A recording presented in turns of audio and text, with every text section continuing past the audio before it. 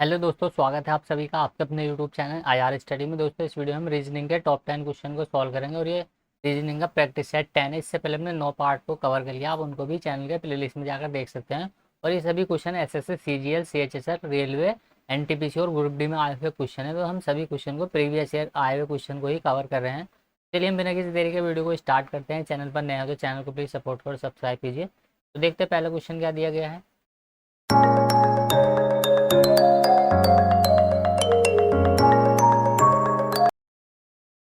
Question number 1 दिया गया है, देखिए नीचे यानी कि दी गई डिजाइन को मोड़कर नीचे दिए गए 4 घनों में से कौन सा घन है जो बनाया जा सकता है। यानी कि एक ये दिया गया है हमें और इसको मोड़ करके हमें एक घन बनाना है, तो कौन सा है जो चारों में से बनाया जा सकता है। तो देखिए यहाँ पर जो ए है वो बी के तो वो डी के विपरीत आएगा, नहीं कि ए तो डी के विपरीत आएगा। अगर ए दिखाई देगा तो डी दिखाई नहीं देगा, और डी दिखाई देगा तो ए दिखाई नहीं देगा। इसके अलावा एफ के विपरीत बी आएगा। और इसके अलावा देखिए सी और ई दोनों ये आपस में अपोजिट डायरेक्शन में होंगे, सी और ई, क्योंकि देखिए यहाँ पर ये एफ बी के अपोजिट में हो जाएगा और ये ई सी के अपोजिट में हो जाएगा और ए डी के अपोजिट में। इन दोनों में से जैसे यहाँ पर ए दिखाई देगा तो डी नहीं दिखाई देगा, एफ दिखाई देगा तो बी नहीं देगा, और सी दिखाई देगा तो ई नहीं। तो देखिए यहाँ पर हम कह सकते हैं कि ई और सी और ई। तो देखिए यहाँ पर हम देख रहे हैं ये सी है और ये दोनों हमें दिखाई दे रहे हैं, तो सी तो नहीं बनाया जा सकता। इसके अलावा देखिए ई और ए, यहाँ पर आप देख रहे हैं ये डी है और ये ए है, ये डी और ए, तो देखिए दोनों दिखाई दे रहे हैं, ये भी नहीं हो सकता। फिर हम देख सकते हैं यहाँ पर देखिए क्वेश्चन में दिया गया है कि एफ और ई।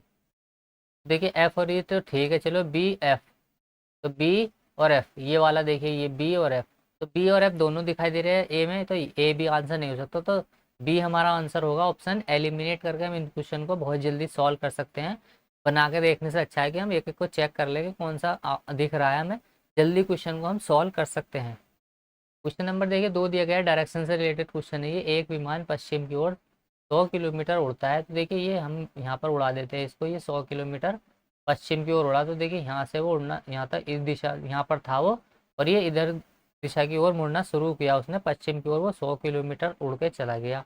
फिर आगे देखिए उसने क्या किया, फिर वह दक्षिण की ओर मुड़ा और 150 किलोमीटर चला। तो यहाँ से वो दक्षिण इसके नीचे की तरफ है और यहाँ से वो मुड़ा, और देखिए 150 किलोमीटर की दूरी उसने कवर कर ली।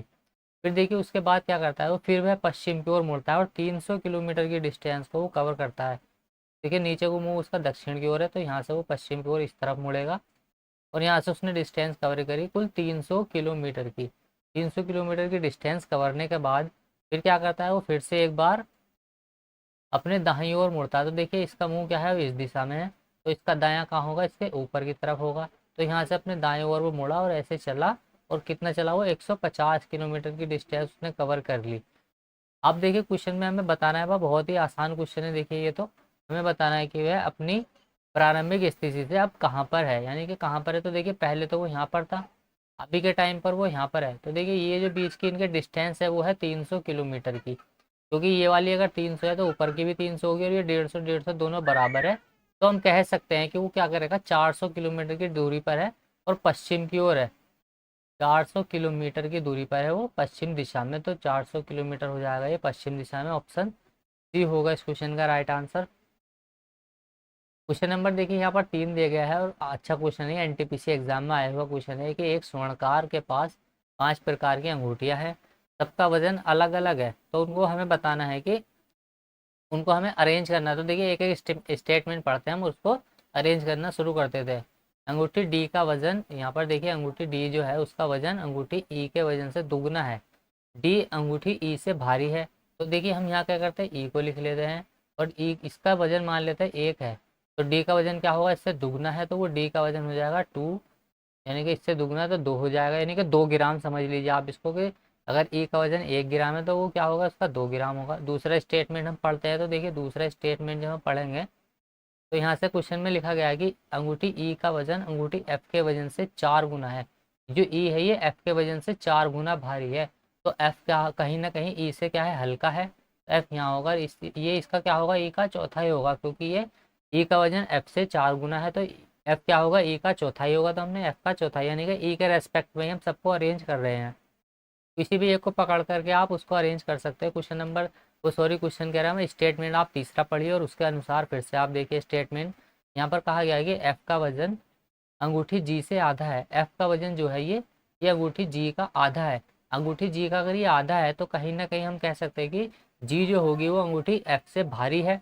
तो अब एफ के भारी है तो कहीं ना कहीं जी इसके भारी है, वो एस आएगी। और ये इसका क्या है, एफ का अंगूठी देखिए यहाँ पर फिर से पढ़ लीजिए तीसरे को, एफ का वजन अंगूठी जी के आधा है। तो जी का आधा है तो अगर ये 1/4 है तो जी क्या होगा, 1/2 होगा। ये क्या होगा इसका 1/2 होगा जी, ई का 1/2 होगा जी। तो देखिए चौथा स्टेटमेंट हम पढ़ते हैं। चौथा स्टेटमेंट जब हम पढ़ेंगे तो यहाँ पर निकल के आएगा। देखिए यहाँ पर कहा गया है कि अंगूठी एच का वजन अंगूठी, यहाँ पर अंगूठी जी का वजन अंगूठी एच के वजन से आधा है। अंगूठी जी का वजन भी एच के वजन से आधा है। एच के वजन से आधा, तो एच का वजन क्या होगा, कहीं ना कहीं इससे ज़्यादा होगा, इससे ज़्यादा ही होगा जी से। तो देखिए अब हमने क्या किया, आगे पांचवा स्टेटमेंट और देखते हैं हम। अंगूठी एच का वजन क्या है, अंगूठी एच का वजन अंगूठी ई से कम है। तो देखिए एच का वजन ई से कम है, ठीक है। फिर आगे क्वेश्चन, लेकिन एफ से अधिक है, तो एफ से अधिक भी है, वो भी ठीक है। तो देखिए अब क्या करना है हमें, क्वेश्चन स्टेटमेंट को यहाँ से हमने पढ़ लिया, अब क्वेश्चन को हमने पढ़ना है। देखिए ये क्वेश्चन आसानी होते हैं, बाकी आपको देख करके इनको डरना नहीं है, इनको स्किप नहीं करना है, इनको सॉल्व करना है। क्योंकि जो इन क्वेश्चन को सॉल्व करेंगे वो सबसे क्या है, दूसरों से अलग होंगे। क्योंकि जो आसान क्वेश्चन है वो सबके लिए आसान है, सभी उनको सॉल्व कर सकते हैं। लेकिन आप उनसे थोड़ा हट करके अलग क्या कर रहे हैं, वही चीज़ आपको क्या करती है, दूसरों से अलग करती है, आपके रैंक थोड़ी बढ़ाती है। तो इन क्वेश्चन को पढ़ के सॉल्व करना है आपको, चाहे थोड़ा सा 10 सेकंड का समय फालतू ही क्यों ना लगे, लेकिन क्वेश्चन को एक बार ट्राई ज़रूर करना चाहिए। भले ही आप स्किप कर दीजिए और फिर बाद में उनको ट्राई ज़रूर कीजिए। तो देखिए यहाँ से क्वेश्चन में कहा गया कि अंगूठियों के वजन को अवरोही क्रम में, अवरोही का मतलब होता है कम, ज़्यादा से कम की ओर सजाना है, उनको ज़्यादा वजन से कम की ओर लेके जाना है हमने। तो निम्नलिखित में से कौन सा इनमें चारों में से ऑप्शन ठीक होगा वो हम बताना। तो देखिए सबसे ज़्यादा वजन जो होगा वो डी का होगा, और फिर ई का होगा, फिर एच का होगा, फिर जी का होगा, और फिर एफ का होगा। ये हमने देखिए कम से, यानी कि ज़्यादा, ये ज़्यादा से कम की ओर इस प्रकार हम इसको सजा सकते हैं। तो इस प्रकार देख लीजिए कौन सा ऑप्शन में दिया गया है, D E H, D E H. तो देखिए ऑप्शन डी होगा इस क्वेश्चन का right answer, D E H G F.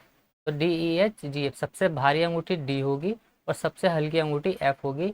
Option D होगा इस क्वेश्चन का राइट आंसर। काफी इजी क्वेश्चन था ये भी। देखिए क्वेश्चन नंबर 4 दिया गया यहाँ पर, प्रिया का जन्म 11 अप्रैल मंगलवार को है। 11 अप्रैल मंगलवार को प्रिया का जन्म है, और उसी वर्ष रानी का जन्म भी सप्ताह के किस दिन आएगा, यानी कि किस दिन आएगा यदि रानी का जन्म क्या है, 31 अगस्त को हुआ है। अगर 31 अगस्त को उसका जन्मदिन है तो वो किस दिन है, ये हमें बताना है। तो देखिए आपको दिनों के नॉलेज होनी चाहिए कि कौन से महीने में कितने दिन होते हैं।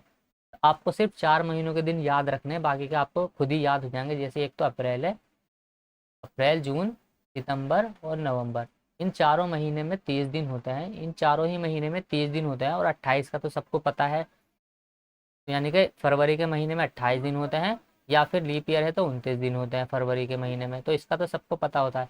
आपको सिर्फ 4 महीने याद रखने हैं, अप्रैल जून सितंबर और नवंबर, इन चारों ही महीने में 30 दिन होते हैं। और जो बाकी के बचे हुए महीने हैं उन सभी में 31 के दिन होंगे, यानी कि 31 का महीना होगा बाकी बचा हुआ इन चारों के अलावा। और फरवरी तो कॉमन है, सबको पता ही होता है कि उसमें 28 दिन होते हैं या फिर 29 दिन होते हैं। बस आपको 4 ही महीने याद रखने हैं, अप्रैल जून सितंबर नवंबर, तीन में, इन सभी में चारों में 30 दिन होते हैं। तो देखिए ये अप्रैल का महीना है, इसमें 30 दिन होंगे अप्रैल के महीने में। तो देखिए यहाँ पर ये यहाँ पर एक दिन तो चला गया इसका, यानी कि एक दिन तो ही निकल जाएगा अप्रैल। तो देखिए यहाँ पर जो दिन टोटल बचेंगे वो बचेंगे 19 प्लस, अब अप्रैल का दिन हमने गिन लिया, अप्रैल के बाद आएगा मई, मई में 31 दिन होंगे, और जून में होंगे 30 दिन। यहाँ तो देखिए अप्रैल मई जून, जुलाई में होंगे 31 दिन, जुलाई अगस्त, अगस्त के महीने में भी होगा 31 दिन। और 31 दिन में, 31 दिन का ही हमसे पूछा है, यानी कि 31वें दिन ही हमसे पूछा गया कि कौन सा दिन होगा। इसके क्वेश्चन को करने के 2-3 तरीके हो सकते हैं, लेकिन मैं आपको इसमें एक ही तरीका यही बता रहा हूँ, ये बेस्ट है। आपको दिन बस याद होने चाहिए, बाकी आप इनको काउंट कर लीजिए। देखिए ये हो जाएगा 3 कम 3, 3 तिरौनी के 93, और ये हो जाएगा 30, और ये हो जाएगा 40, और 9 49, तो 93 49, 9 और 3 12 का 2 हासिल 1, 9 4 13 और 1 14, यानी कि इनको जब हम जोड़ेंगे 142 दिन आएगा, और एक हफ्ते में होते हैं 7 दिन, तो हम इनको 7 से डिवाइड कर देंगे, तो 7 दूना 14, 30, यानी कि शेष दिनों की जो संख्या बचेगी वो हो जाएगी 2। तो बस यहाँ पर जो रानी का जन्म किस दिन है, प्रिया का जन्म किस दिन है, 11 अप्रैल को मंगलवार के दिन है। तो मंगलवार में हम क्या करेंगे, इस मंगलवार में हम 2 दिन और ऐड कर देंगे, प्लस 2 दिन कर देंगे, तो ये हो जाएगा बुधवार, और फिर गुरुवार, तो ऑप्शन टी होगा इस क्वेश्चन का राइट आंसर। 31 अगस्त को जो रानी का जन्म होगा वो गुरुवार के दिन होगा, यानी कि थर्सडे के दिन होगा। ऑप्शन डी होगा इस क्वेश्चन का राइट आंसर। इसको हम डायरेक्टली भी सॉल्व कर सकते हैं। क्वेश्चन नंबर देखिए 5 देख लेते हैं। यहाँ पर प्रश्न आकृति ये दी गई और उत्तर आकृति ये दी गई। प्रश्न आकृति यानी कि क्वेश्चन मार्क की जगह पर कौन सी आकृति आएगी?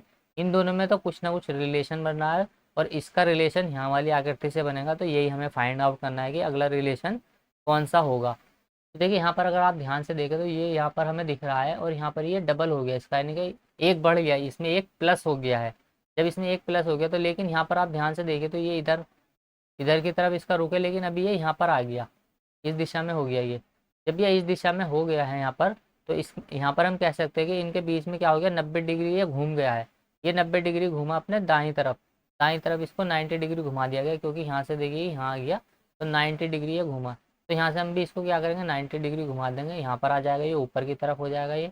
और यहाँ पर ये 3 खाँचे हैं इसमें, तो अब की बार क्या हो जाएंगे, यहाँ पर 1 2 3 4 4 खाँचे हो जाएगा। तो देखिए ये ऊपर की तरफ होगा, 4 खाँचे हो गए। ऑप्शन सी होगा इस क्वेश्चन का राइट आंसर। काफ़ी आसान क्वेश्चन है देखिए ये तो।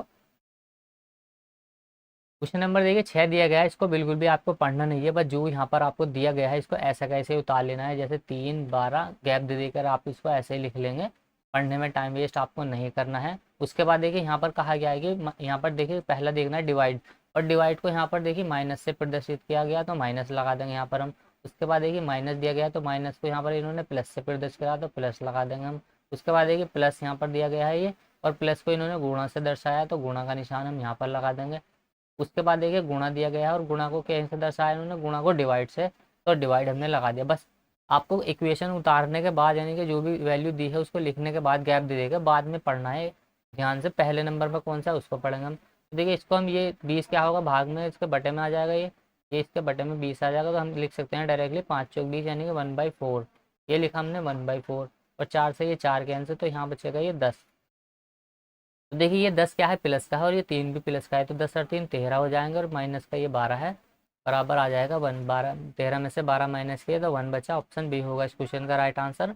ऐसा नहीं करना आपको कि एक निश्चित कूट बाद में माइनस को प्लस कहा प्रदर्शित करता है और प्लस को गुणा, इसको बिल्कुल नहीं पढ़ना है आपको। सिर्फ ये वाली जो वैल्यू दी गई है इसको गैप दे के उतार लेना है, और उसके बाद पहले नंबर पर देखना है कि कौन सा चिन्ह है, फिर दूसरा कौन सा, तीसरा कौन सा, और उसके अकॉर्डिंग हम अरेंज करके लिख लेंगे इसको जल्दी से। क्वेश्चन नंबर देखिए यहाँ पर 7 दिया गया है। एक विशिष्ट कोड भाषा में पाम को क्यू लिखा जाता है, तो इस स्टैम को क्या लिखा जाएगा? तो मतलब देखिए ये तो 16 नंबर पे आता है, ये ए 1 नंबर पे आता है, ये देखिए 12 नंबर पे आता है, और एम 13 नंबर पर आता है। तो देखिए यहाँ से अगर हम इसको वैल्यू को ध्यान से देखें तो क्यू देखिए यहाँ ये 17 पर आ गया, सी यहाँ पर देखेंगे तो हम तीसरे नंबर पर आता है, ओ 15 पर आता है, और क्यू फिर से 17 पर आता है। इसका मतलब देखिए एम 13 पर है और ये बाद में 17 हो गया, इसका मतलब इसमें प्लस हो गया 4। ये देखिए शुरू में 16 है और यहाँ शुरू में 17 हो गया, इसका मतलब प्लस हो गया 1, यानी कि +1 +2 +3 +4, इस तरीके से इसमें वैल्यू बढ़ रही है। तो यहाँ हम +1 कर देंगे, तो +1 करेंगे, एस 19 पर आता है, 20 पर टी आएगा तो टी लिख देंगे हम, 20 पर टी। और देखिए 20 पर टी है तो अब की बार +2 होगा तो 22 पर आता है वी। और यहाँ पर देखिए ये ई 5 पर आता है और अब की बार प्लस हो गए 3, तो 5 और 3 8, यहाँ आ जाएगा एच। और ये एम 13 पर आता है, अब की बार प्लस होंगे 4, तो 13 4 होते हैं 17, 17 पर आता है क्यू। तो देखिए T V H Q option A में है, ऑप्शन ए होगा इस क्वेश्चन का right answer, T V H Q. Simple question है देखिए ये भी, सारे क्वेश्चन प्रीवियस ईयर एग्जाम में ही आए हुए हैं ये। क्वेश्चन नंबर देखिए यहाँ पर दिया गया है 8, 152, 164, 176। तो देखिए यहाँ पर वैल्यू प्लस में चल रही है, कहीं ना कहीं हम कह सकते हैं कि वैल्यू प्लस में चल रही है। तो देखिए 152 है, ये 164, तो देखिए 152 4 यहाँ पर आ जाएगा, 2 1, यहाँ पर वैल्यू हो रही है प्लस के 12। उसके बाद हमने देखा 164 से 176 हो गया, तो 6 4 2, तो यहाँ पर भी वैल्यू प्लस हो रही है 12, तो यहाँ पर भी वैल्यू +12 ही हो रही है। देखिए यहाँ पर प्लस प्लस 12 चल रहा है, तो हम 188 में यहाँ पर भी हम प्लस के 12 कर देंगे, तो क्वेश्चन मार्क की जगह आएगी वैल्यू 188, 2 190 और 10 200। तो देखिए 200 होगा इस क्वेश्चन का राइट आंसर, ऑप्शन सी होगा इस क्वेश्चन का राइट आंसर। क्वेश्चन मार्क की जगह जो वैल्यू आएगी वो 200 आएगी।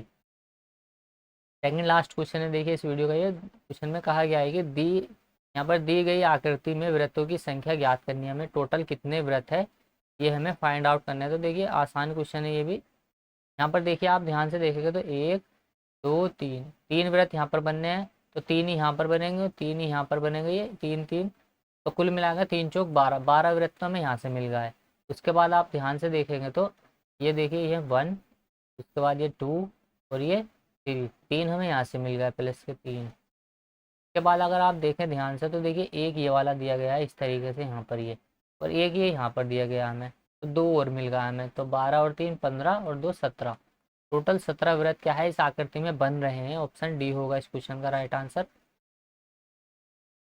लास्ट क्वेश्चन है देखिए इस वीडियो का, ये ब्लड रिलेशन से क्वेश्चन है, ये रक्त संबंध से दिया गया है। चंदा भरत की पत्नी है, तो देखिए हम भरत को BH से डिनोट कर देते हैं और चंदा को CH से। तो ये माइनस का साइन लगा देंगे हम फीमेल के लिए और प्लस का साइन लगा देंगे मेल के लिए, और ये क्या है दोनों पति पत्नी है यानी कि युगल है ये। तो यहाँ से हमने क्या कर दिया, इनको पति पत्नी बना दिया। उसके बाद देखिए क्वेश्चन में कहा है कि मोहन चंदा का पुत्र है, तो चंदा का पुत्र कौन हो जाएगा, मोहन हो जाएगा। प्लस मेल है तो हमने प्लस का साइन लगा दिया। आगे देखिए क्वेश्चन में कहा गया कि आशीष भरत का भाई है। आशीष अगर भरत का भाई है तो देखिए भरत ये रहा, तो ये क्या हो जाएगा, आशीष इसका भाई हो जाएगा आशीष। प्लस आशीष भरत का भाई है और ध्रुव का पिता है। आशीष क्या है, ये ध्रुव का पिता है, तो ध्रुव का पिता कौन है, आशीष है। जैसे जैसे क्वेश्चन में स्टेटमेंट कहा गया है वैसे वैसे हमने इसको अरेंज कर लिया। आगे क्वेश्चन में पूछा गया है कि मोहन का ध्रुव से क्या संबंध है। देखिए ये रहा मोहन और ये रहा ध्रुव। मोहन का ध्रुव से क्या संबंध है, तो देखिए ये इसका कजन है, कजन यानी कि चचेरा भाई है। तो ऑप्शन बी होगा इस क्वेश्चन का राइट आंसर। मोहन ध्रुव का चचेरा भाई होगा, ऑप्शन बी होगा इस क्वेश्चन का राइट आंसर।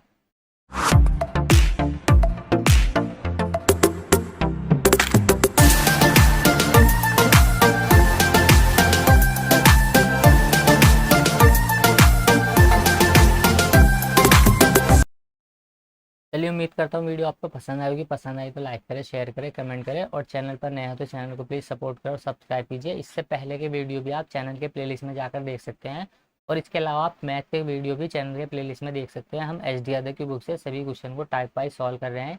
इससे पहले हमने उस पर एवरेज के question, percentage, profit and loss, इसके अलावा टाइम एंड डिस्टेंस, रेलगाड़ी और बोट एंड स्ट्रीम के क्वेश्चन को भी हमने बहुत ही आसान तरीके से, बहुत ही बेस्ट मेथड से क्वेश्चन को सॉल्व किया है, उनको भी आप देख सकते हैं। तो चलिए हम मिलते हैं अगली वीडियो में, तब तक के लिए बाय, जय हिंद।